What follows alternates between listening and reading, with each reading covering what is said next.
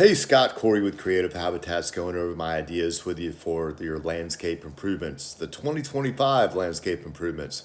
So, what I propose we do, since we're going to stick with the grass and not do rock through here, there's still some other elements of design that we can do to make this more aesthetically pleasing, as well as deal with some of the spaces where grass is just not growing. So, let me show you what that looks like. So one of the things that I recommend is the fieldstone edging that you see around this main space over here. Have that reflected in the bed lines that you see in this location. Also, a couple of other visual elements that I recommend doing: Japanese maple, additional ferns in these locations through here. In this one spot where grass is not growing very well, I've added creeping Jenny. And then in this area, basically doing a vignette of very interesting plants so that whenever you're up here, you can look down and essentially be wowed and amazed by those plants. And this is one of them. This is called Brunera. We've been using this lately, and the silver foliage on it just really brightens up a space.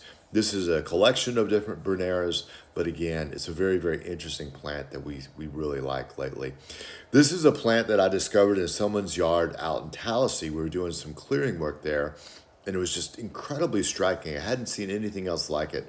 This is called Bear's Breeches, and it's one that I have variegated Bear's Breeches at my house.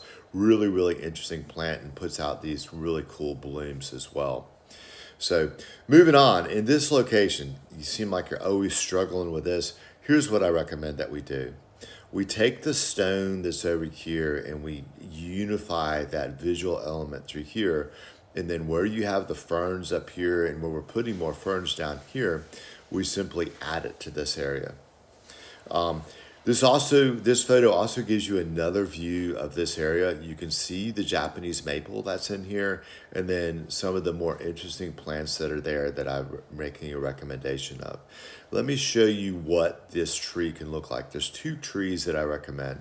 One is the Red Emperor 1.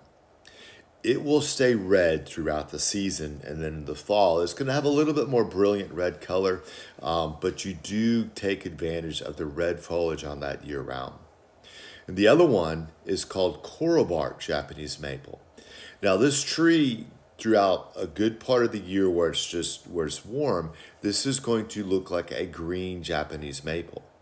But in the fall, when the leaves start to change colors, it will absolutely light up a space. And one of the very interesting things about this is, since it is called coral bark, the reason why they do that is because the bark actually turns a coral color in the fall, and it persists like that throughout the winter. So those are my thoughts on the 2025 landscape improvements. And I'm going to send this video on to you as well as an estimate. It's revised with some of these other elements, but check that out and then let me know. Thank you so much.